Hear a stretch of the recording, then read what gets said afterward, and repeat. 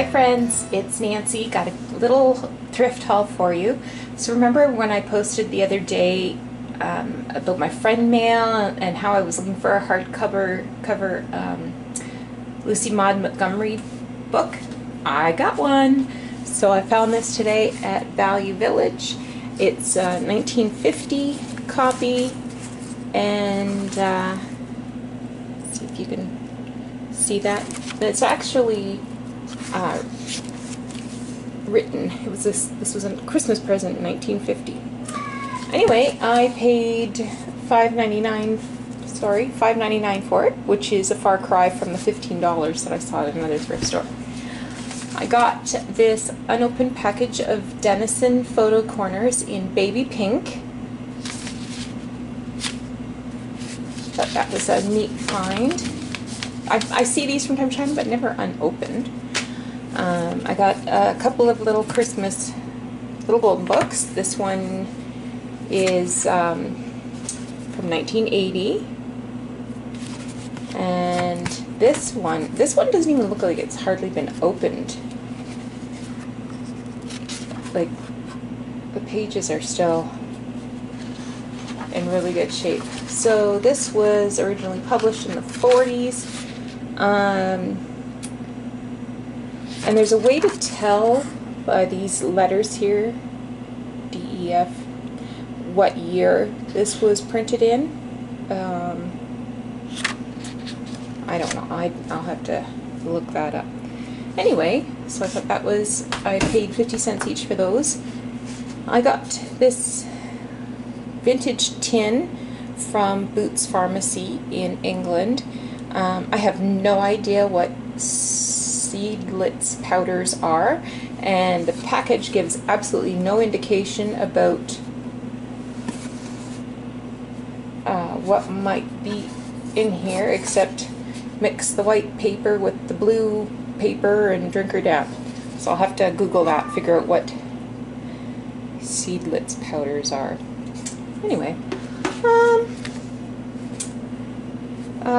blue tags were 75% off, so I got this polkas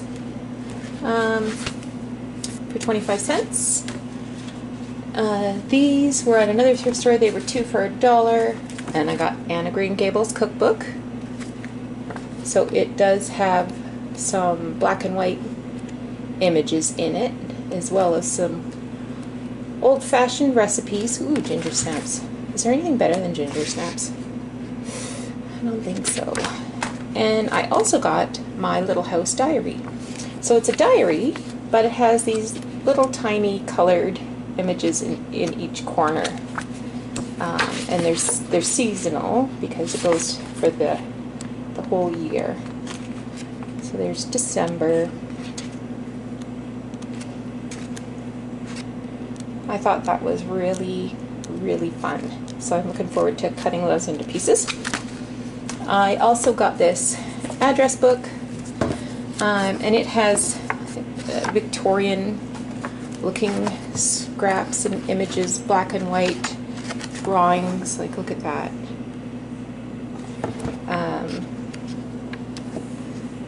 These I can definitely use in, look at that pen. That is so nice. I can definitely use these images in my junk journals. Plus the colored images as well. I love the pens. So these, what a little cutie. These were buy one get one free. So I paid 50 cents, I think. So I had gotten 3 books and I had to get one more. So I got this dictionary, and it's an illustrated dictionary. It's got a bazillion pages, just about 1,000 pages. And some of them, hold on, let me just flip through here. Some pages have a lot of illustrations on them. Like this one's all about fruit. Sorry, let me lift it up a bit. This one's all about fruits. Alright, so I got this ironstone. It's a big jug, and it's in really good shape, and I did not pay $20 for it. Like I said, blue tags were 75% off, so I bought this for $5. Am I getting the whole thing in? More or less. And this little dish, this is uranium glass, and if I had my UV light, I would show you that. So it was originally $8, and then sat there. Then they put a $4 price tag on it, and it sat there for another month, and I paid $1. So that's a nice little find as well. I know somebody who collects the green uranium glass, and I'll be giving him a call to see if he'd like to buy this from me. Anyway, so that's my little thrift haul, and now I'm going to get started on a little tutorial for projects using vintage sewing patterns. I was playing with some old vintage pattern papers from sewing patterns, you know, the tissue, and made a couple of creations which I shared on Newbie Junk Journalers, and a couple of the group members asked me if I would be doing a bit of a how-to, so I thought, why not? I've got this new camera, I'm super excited about my new hobby, let's do it. So let me first show you what I did do. So this big tag was the first thing I posted. So it's actually, this isn't a real postcard, it's a printable postcard, some layered up papers, and this is a printed 1930s pattern cover, like the envelope. I printed that onto an old folder and then fussy cut. Layered in some lace, and I made her skirt out of a piece of, well, actually two pieces, they're layered up there, of a pattern, sewing pattern. This is a little piece of lace, and I'm not sure if everybody caught this detail, but this is actually a snap. It's a big snap, and I used a hole punch to put it through the back and hold on to that flower. Inked it up a bit just to make it dirty, and some lace at the top for a tab. So that one was pretty big. So when I came home from work, that was my before work project, I started making these. So this is pattern paper decoupaged onto an old folder, and then I found some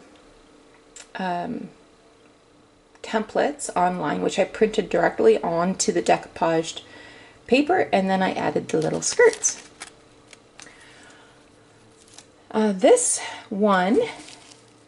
This was a printed template to make a corset, and I added a little bit of lace at the top, and then after I got it together I thought, why didn't I put some lace at the bottom of the corset?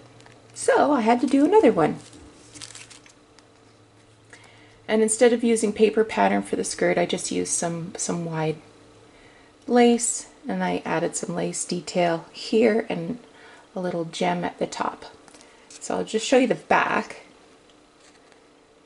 There's actually some sewing involved, and you can see I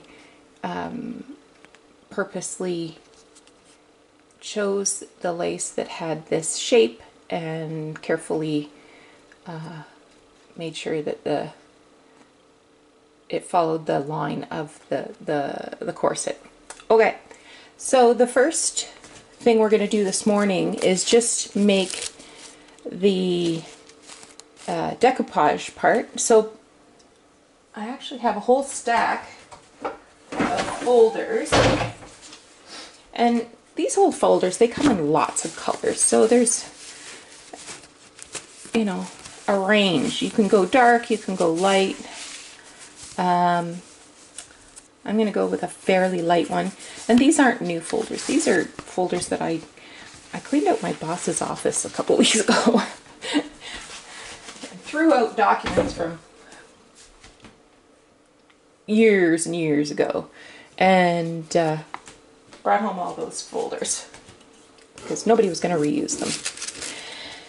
Anyway, so we might as well do a whole file folder and then we'll cut it down for what we need. So I went through some vintage patterns that I had. If you have a choice, you should choose sewing patterns that have a lot of pieces.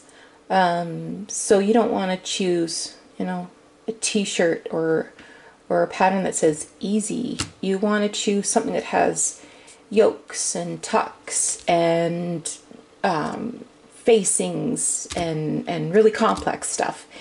And if you have a choice, you should also choose children's sizes because they're going to be smaller pieces and there's the print on the paper itself is going to be more dense.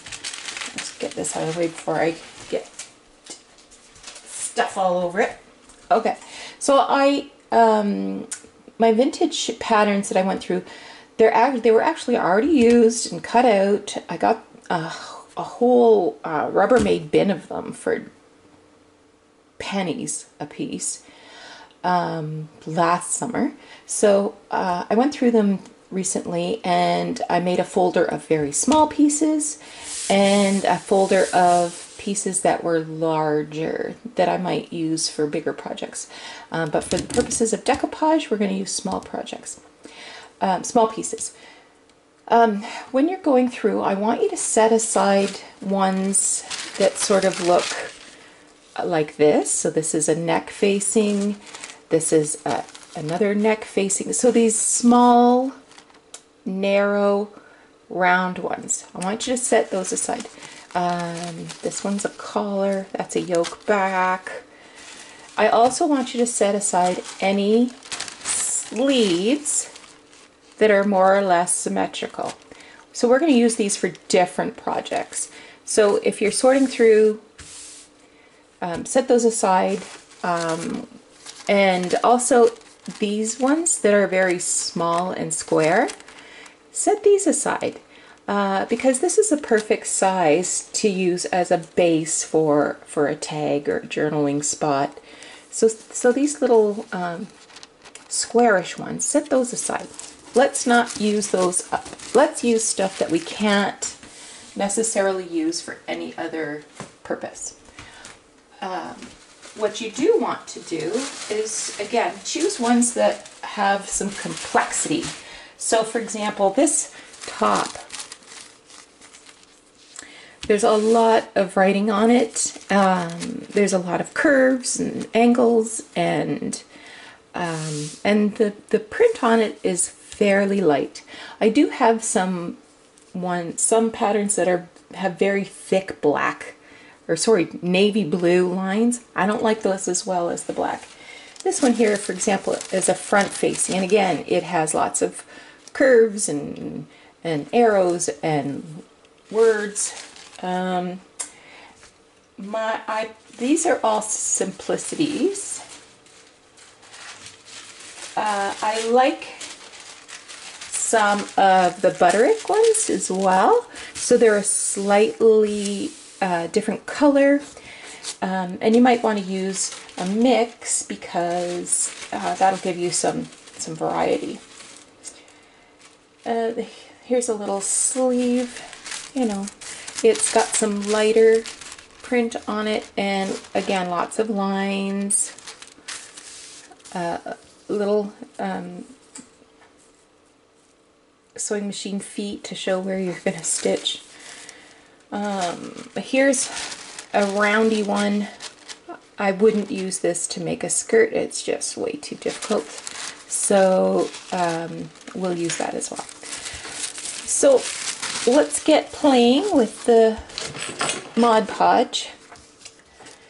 So I'm just using the matte Mod Podge. This is a paintbrush that actually came with a Mod Podge kit, and I got this for $1 at Goodwill. Now this folder has an area here that has print on it. We'll just avoid that when it comes to actually making projects, unless it looks cool, then we can use it. But let's pour a little bit on here, make short work of this. So you want to go right down to the edge and make the best use of your products and your time and the pattern. Okay, so might as well use the square edges, and it's okay if they go over because we can trim. We are going to trim this up because it needs to go through the printer. So this stuff is very fragile. It rips easily. If it does tear, just slap some Mod Podge over top of it and let it be. That's fine.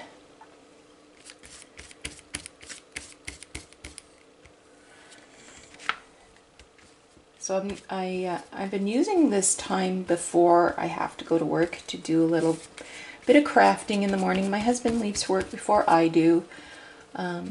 There's nothing I need to do except put on pants and go to work. So let's move her along here on this side. The bases, you're going to want to start with the big parts in order to get the most coverage right away, and then the smaller parts, you know, we'll choose things and place them to make most of the graphics and add variety to the look of the finished piece. Not going to do too many layers. You know, we want full coverage with one layer, and then we'll add stuff as we go along. So I'm going to just cover this with this big sleeve part, and the tissue is so thin that you can read the words that are underneath.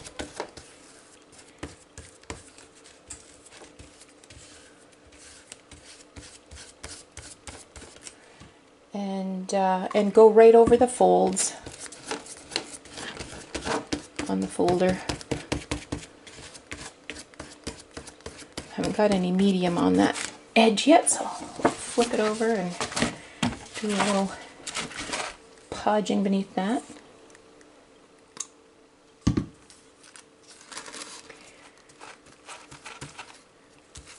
haven't got a ton of experience with Mod Podge, but I am enjoying it.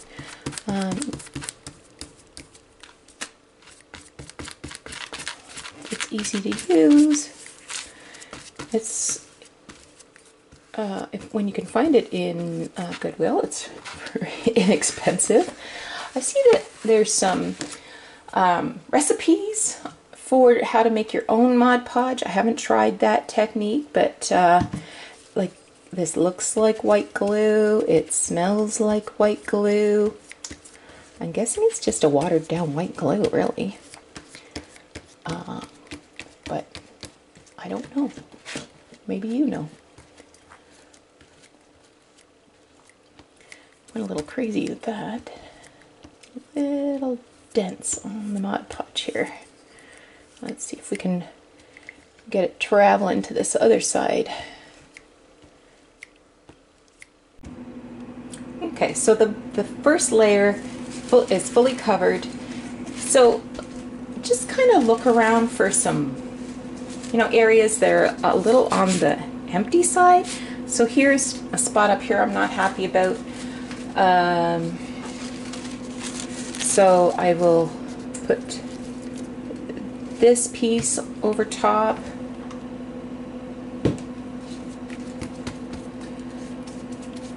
And then the bottom corner I'm not thrilled with either.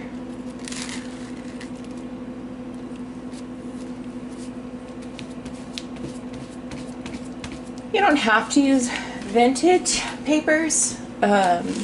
Most of these date to the 60s. But, I mean, have patterns really changed that much? Not really.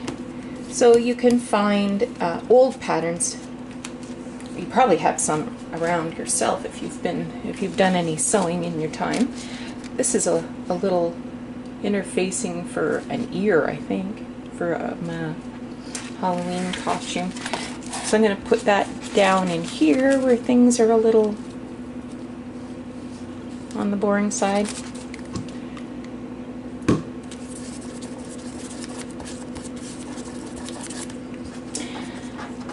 So check thrift stores, check yard sales,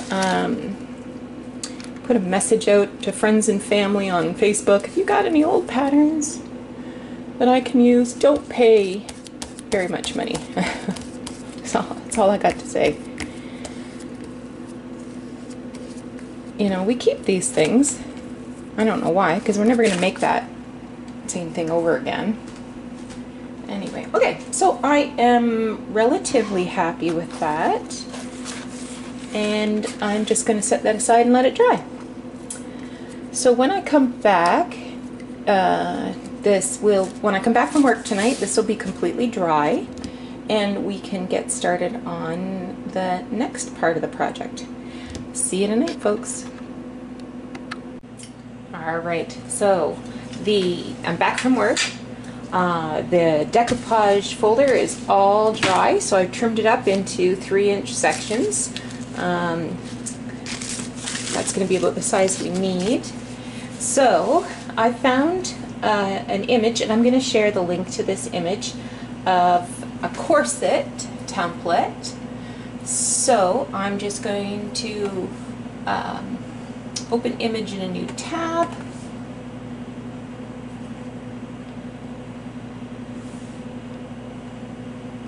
And Control P for print.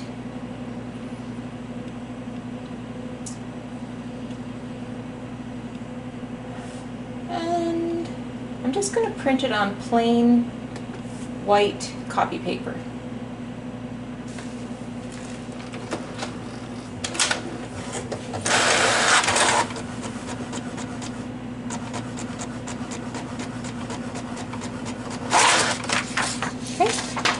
So there it is. Now here's the trick. Instead of having put a whole page of decoupage in, I'm just going to sort of eyeball it. So I'm going to cut it right about here. And then using this, just some ordinary Scotch tape. Is there a hairpin in there?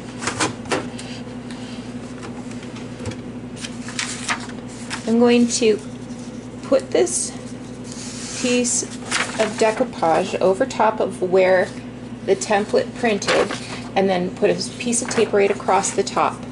Okay, let me just lay it down to put the tape on, and then I will show you what exactly I mean. Okay, so the image is covered. I don't know if you can see it through the back or not.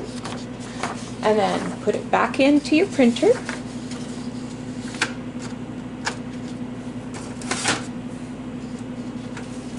And Control P.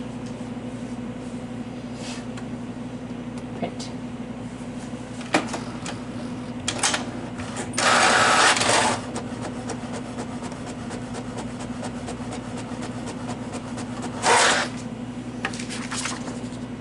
And there it is. So you can cut out around that template.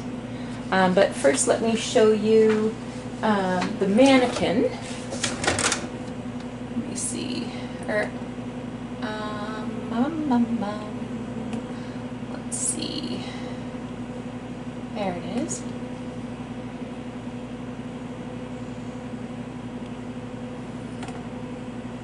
Okay.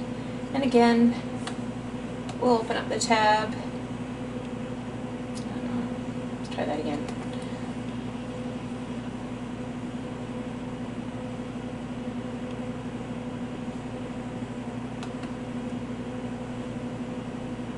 Open image in new tab. That's what I want to do. Okay.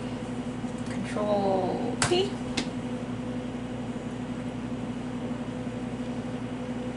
Now if you want to resize it, smaller or bigger, you can click on more settings that's down there, and you can shrink it down to, you know, 70% or increase it, whatever you need to do. So I will click print.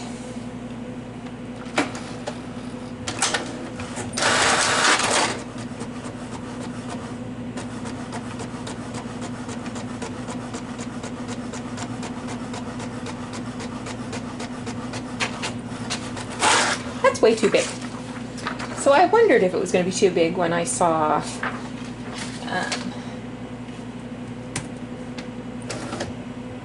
settings.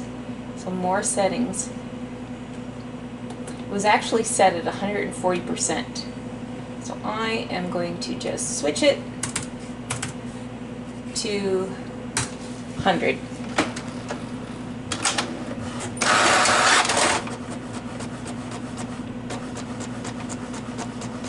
There we go, that's much better. So again, the same deal. So you'll notice that there is some words down at the bottom.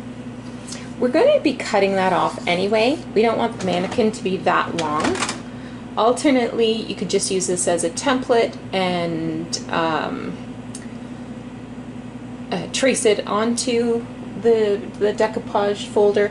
Or if you have some skills, which I clearly lack, there's probably a way that you can go into your editing program and remove that that writing there. So same deal. I'm going to take a piece of the decoupage folder, place it on the top with a piece of tape.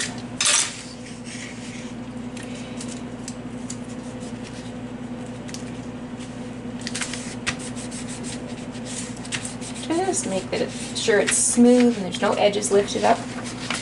Back in to the printer and Control P, print.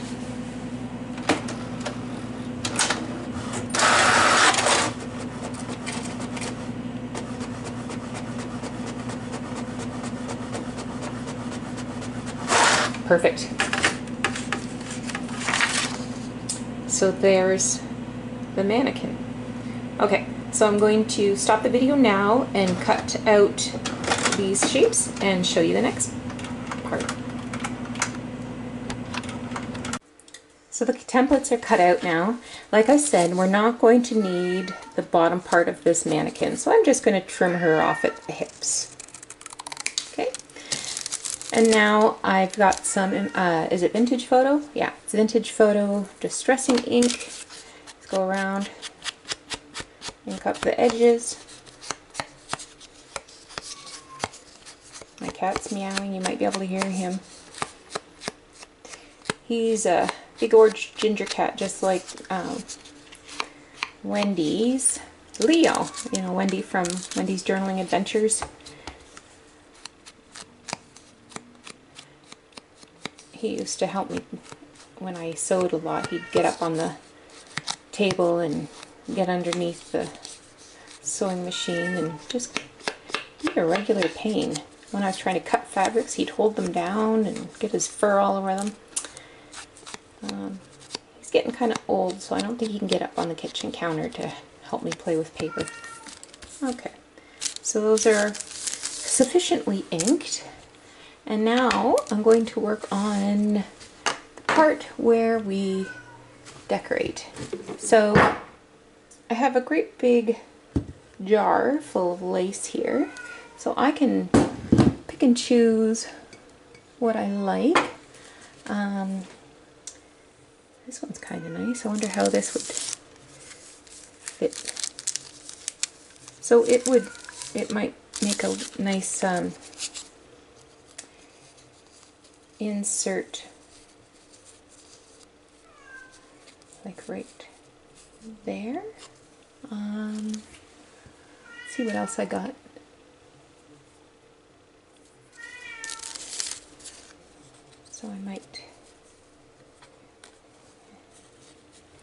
something like that.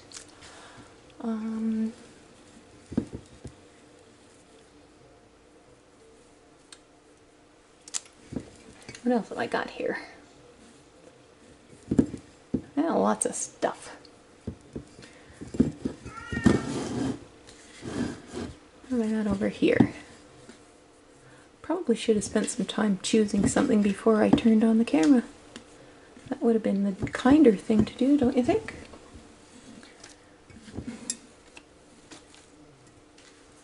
What's this one?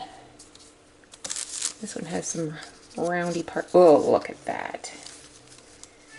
I think that's going to be a good one. Okay. So I will just cut off 2 bumps. 1 for each bump. Flip it over and use a little bit of fabric glue. Oops, wasn't watching on what I was doing. Take a little bit off. Okay, and then put that in the center and move these down just a smidge. And then I'll have to trim some off the edge.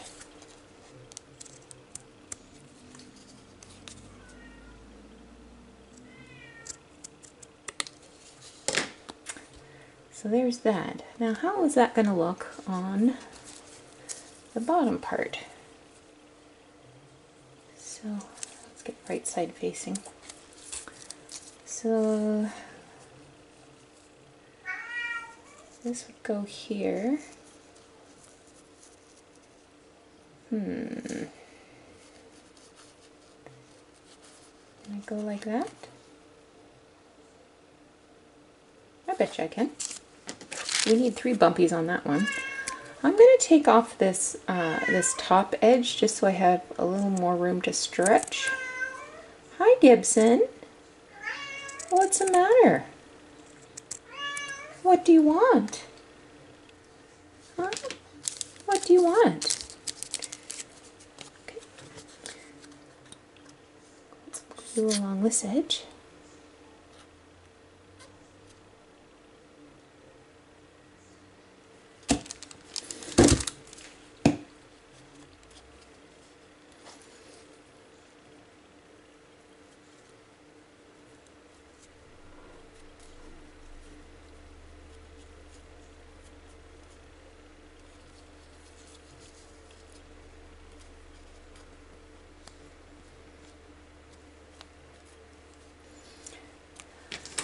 Trim a bit of excess off this one.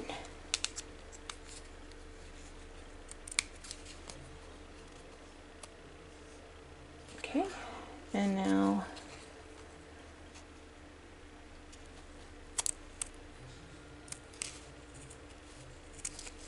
that side. Okay, now we're going to make the skirt. All right, this ought to be fun. I've got a tripod between me and the sewing machine. So I've taken 2 neck facings. They're actually from different patterns. And I'm going to layer one over the other just to give a little more dimension. But trying to keep the cut line pretty consistent. So just going to add a couple of drops of glue to do that. If I can get the glue to come out.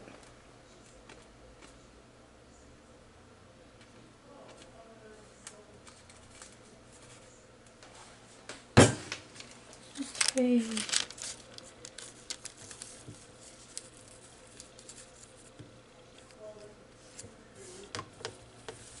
Okay. All right. So I've got my stitch set at a regular sewing straight stitch, but I'm going to lengthen it to about a 4.0, and I'm going to more or less follow about I don't know, 3/8 of an inch below the cut line.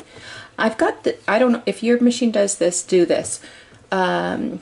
So you want to drop your needle,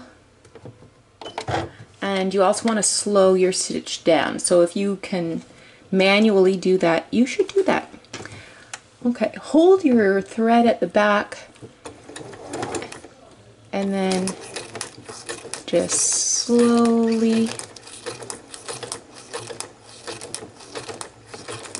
okay, if you need to stop your needles down so you won't lose your place, and lift your foot. I'm using this foot because I'm switching between a regular straight stitch and a zigzag pretty frequently. So this foot is good for both of those things. Then there's a little notch on the foot that shows me where the center is, so I can eyeball where that is. Okay, so go right off the edge. And you notice how slow I went, and I used a chocolate brown just because it goes with the color. Okay, so I'm going to widen this shot a bit to show you the next piece. Okay, so the top thread is the one that you're going to pull on. Okay, so just hold that top thread firmly and just give the pattern, don't just hold one string, not two. Give the pattern a bit of a tug along that line, and it starts to gather up. So you don't have to do it all from one end. You can take the top thread on the opposite side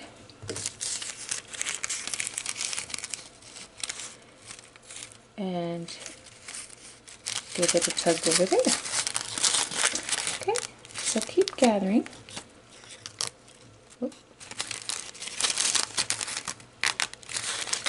Okay, you just go slow. There's no rush. You don't want to tear your paper, and you want to make it pretty even. Now, as I explained earlier, the reason I used a curved pattern piece is because A, it's the right depth, and B, once you get it gathered, it's kind of the right shape for both the Mannequin and the corset template. So you can use a straight piece and just kind of use your fingers to move it along, but I think the facings, these curved, little short curved pieces, are more interesting. Alright, let's see what we got here.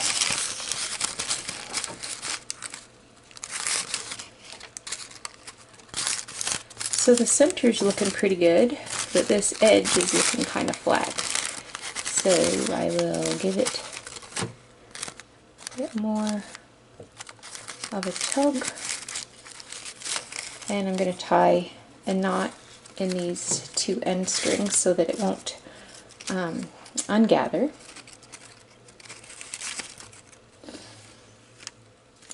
A plain old double knot is sufficient. And leave this one active until I can make sure that I've got this gathered to the right size. Even them out a bit. I hope you can see what I'm doing. I know my hands are a bit in the way. Okay, where are you? Okay, so we want it to go from side to side on this. So it's just about right. It's maybe a quarter of an inch too long, so I'm going to tighten it up just a bit. And then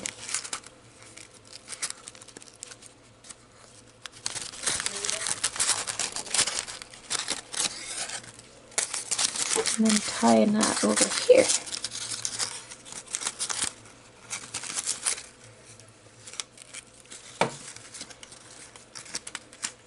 So at this point we can trim up some threads so we don't have those in our way.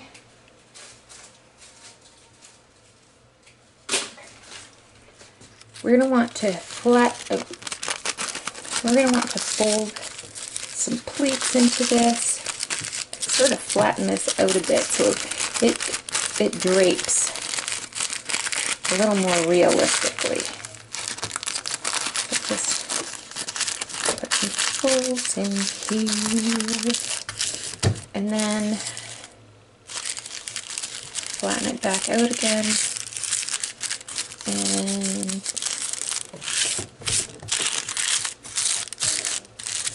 so if you want narrower folds, I don't particularly care, that's fine. I like that there's this extra bit here that I can lift up, give a little more dimension to the skirt. And at this point, I'm going to get some more glue going. But I think we'll move over to the other, oh, look what I did. Okay, we can fix that. I'm going to move to the other table so I don't get glue on my machine. Hold tight. Okay, I've got some scraps of paper pattern. I'm going to make a little band-aid for our skirt. So I'm using glue stick. I don't want to use the liquid glue because that might just make it a little too mucky. So we're just going to give this a bandage.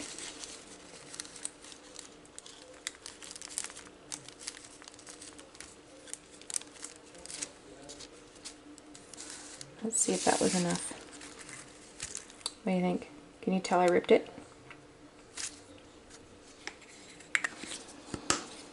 At this point you can ink it up a little if you want. I did ink up my skirts, but I didn't like do the edges.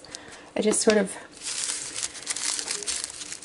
held it like that and then just sort of dragged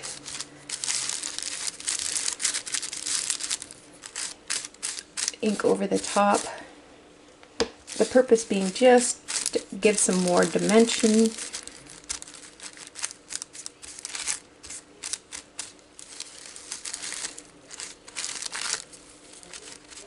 There, okay. Get that out of the way.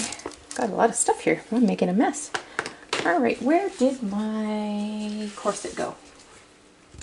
I lost my corset. There it is. Okay. I wonder if I can cut some of this bulk out. I should have thought of that before. And that way the skirt will be able to attach to the paper better, maybe.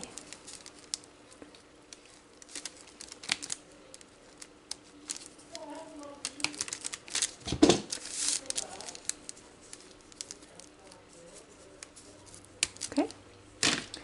All right, glue.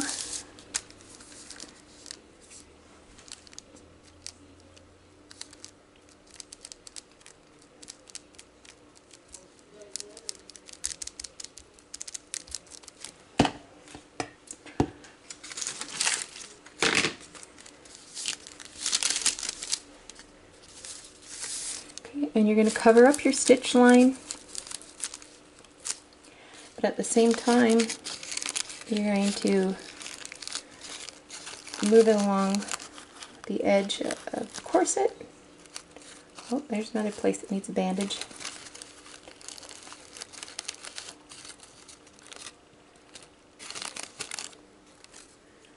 Let's get that bandaged up. Got another little piece here. And where are you, glue stick? There you are.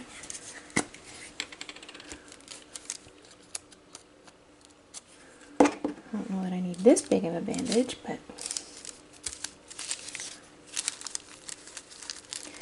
so this is pretty delicate paper. You do have to handle it very carefully. But just know if you rip it, it's not a really big deal, because that does not show at all. So you can fuss around with the skirt a little, pull it down.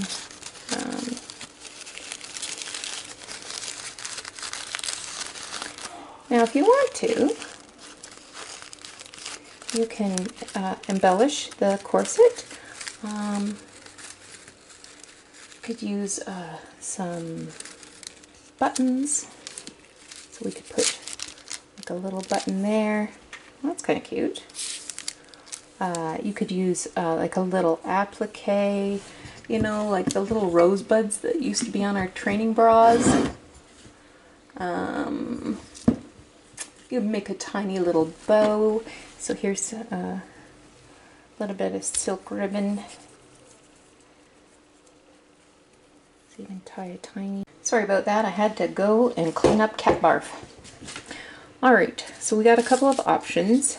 I cut off a little piece of this lace,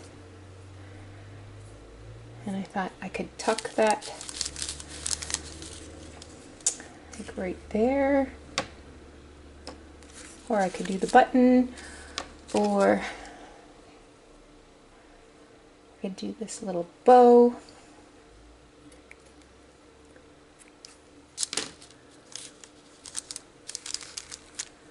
I'm kind of a fan of the bow, actually. So here's what I ended up with. Remember when I cut the bulk off the back of the corset?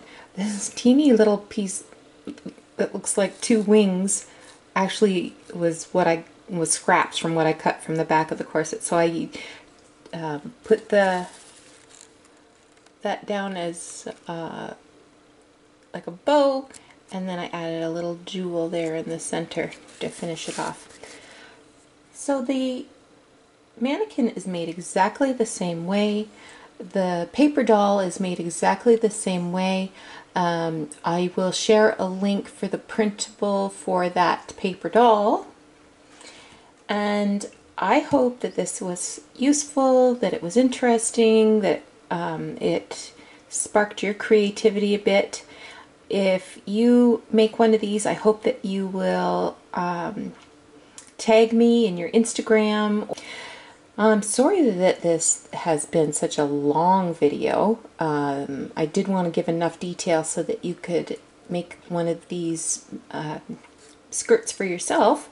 And I do have a bunch more ideas to share with you about how to use these vintage papers. So let me know what you think. Let me know if you are interested in seeing more tutorials like this, or you know, what your thoughts are. So thanks so much for watching, and we will talk to you again soon.